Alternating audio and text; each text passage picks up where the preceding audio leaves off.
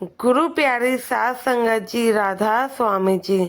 संगत जी, आप सभी को पता होगा बाबा जी के डेरे में 30 जून और 7 जुलाई को भंडारा है। 30 जून के सत्संग में बाबा जी ने क्या फरमाया, उसके बारे में आज की इस वीडियो में हम बता रहे हैं जी।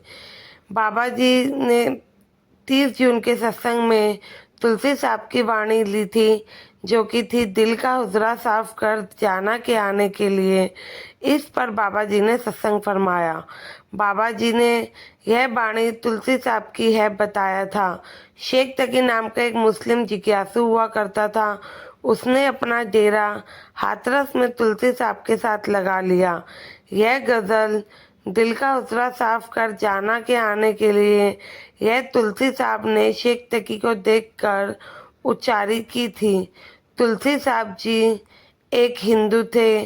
तुलसी साहब ने शेख तकी को फरमाया कि जब मालिक एक है तो उसके बंदे कैसे अलग हो सकते हैं। सभी धर्मों का मालिक को पाने के लिए अलग अलग रास्ता जरूर हो सकता है, लेकिन मकसद सबका एक है, उस मालिक के साथ रिश्ता जोड़ना। आगे बाबा जी कहते हैं, आज हमने अपने मन की असल अवस्था को ही खो दिया है। आज हमारे मन में ईर्ष्या और नफरत भरी हुई है। कोई हमसे पूछता है कि हम कौन हैं तो हम अपनी जात धर्म बताने लगते हैं। एक नफरत भरे दिल में मालिक का वास कैसे हो सकता है। मन तो ज्योत स्वरूप है, अपना मोल पहचान। बाबा जी समझाते हैं, जब हम जमीन या कुर्सी पर बैठते हैं तो हम उसे भी पहले साफ कर लेते हैं, लेकिन जहाँ हमने मालिक को बिठाना है उस मन को हमने साफ ही नहीं किया। मालिक की खोज में हम भटक रहे हैं और जहाँ मालिक ने मिलना है वह हम देखते ही नहीं हैं। आगे बाबा जी फरमाते हैं, सब कुछ घर में, बाहर क्या ढूंढते हो परम बुलाई। बाबा जी कहते हैं सब कुछ आपके अंदर है। आज हम मन की गुलामी कर रहे हैं और बाहर भटक रहे हैं, मालिक से बस मांगते ही रहते हैं। हमसे अच्छे तो जीव जंतु हैं, उन्हें जितनी ज़रूरत है उतना लेते हैं, उसके बाद छोड़कर वहाँ से चले जाते हैं। और एक हम हैं, हम अपने घरों में बस इकट्ठा करने के लिए लगे हुए हैं। आगे क्या होगा हमें नहीं पता, लेकिन हमें इकट्ठा करना है। कितनी भी धन दौलत इकट्ठी कर लो, खानी तो वही 2 रोटी है, पहनने तो वही 2 कपड़े हैं, चाहे कपड़ों से अलमारी भरी पड़ी हो। बाबा जी कहते हैं, जो किस्मत में लिखा है वो मालिक ज़रूर देगा। फिर भी हम इन भ्रमों में फंसे हुए हैं। जो असल दौलत है उसे हमने कभी इकट्ठा ही नहीं किया। हम तो बस मन की गुलामी में लगे हैं। चाहे कितने भी जन्म ले ले, मन की चाहत तो कभी ख़त्म नहीं होती। आगे बाबा जी ने उदाहरण देते हुए समझाया, जब बच्चा बाप के साथ मेले में जाता है तो मेले के खेल तमाशे देखकर बड़ा खुश हो जाता है, क्योंकि उसने बाप की उंगली पकड़ी हुई है। लेकिन अगर कभी वो उंगली छूट जाए तो वही खेल तमाशे बच्चे को अच्छे नहीं लगेंगे।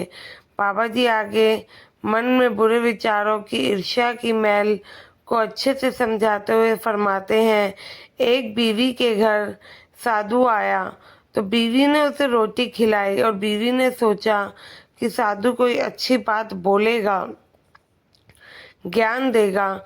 लेकिन साधु ने खाना खाया और वहाँ से चले गए। तो बीवी ने आवाज लगाई साधु महाराज जी को, बोले आप तो बिना कुछ बोले ही उठ गए। साधु ने कहा, बीवी हम कल फिर आएंगे। तो अगले दिन बीवी ने बहुत सारी चीजें बनाई। जब साधु आया तो उसने एक मैला बर्तन आगे कर दिया। फिर बीवी कहने लगी, महाराज मैं इसमें पकवान कैसे निकालूं, यह बर्तन तो मैला है। तो ऐसे ही बाबा जी ने फरमाया कि मन भी तो गंदा है, लेकिन हमने अपने मन को साफ कभी नहीं किया। जैसे मैले बर्तन में कुछ नहीं डाल सकते, ऐसे ही मैले मन में कुछ भी डालो कोई फर्क नहीं पड़ेगा, वो भी मैला ही हो जाना है। अगर हम बर्तन को साफ नहीं करेंगे तो मैल की परतें जमती जाएगी, और जब कोई हमें समझाता है तो हम बर्तन को रगड़ने पड़ते हैं, धीरे धीरे बर्तन चमकने लगता है और धीरे धीरे अपनी असल अवस्था में आता है। साथ संगत जी, जब हम संतों की संगत में करने लगते हैं तो हमें ज्ञान होता है कि हम शब्द के साथ रिश्ता जोड़ने लगे हैं और हम अपने मन के विचारों को साफ करने लगते हैं। फिर जाकर हमारा मन अवस्था में आता है। जब तक शब्द के साथ रिश्ता नहीं जोड़ेंगे तब तक मन का मैल साफ नहीं होगा। जब तक शब्द का रंग हमारे मन पर नहीं चढ़ेगा तब तक और उसके रंग में नहीं रंगेगा तब तक कुछ नहीं होना है। बाबा जी ने ललारी का उदाहरण देते हुए कहा, किसी कपड़े पर दाग लग जाता है उसे फेंकते नहीं हैं बल्कि ललारी के पास लेके जाते हैं। उस कपड़े पर पक्का रंग चढ़ जाता है, कपड़े पर लगा दाग भी मिट जाता है। लेकिन जब हम शब्द के साथ रिश्ता जोड़ते हैं तो मालिक के इश्क का रंग हमारे मन पर चढ़ने लगता है और मालिक के साथ हमारा रिश्ता मजबूत होने लगता है।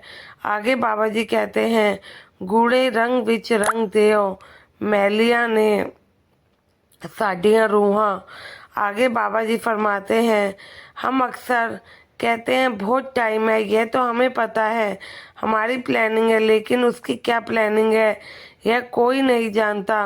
बाद में पछताने से अच्छा है जो हाथ में है उसे संभाल लो।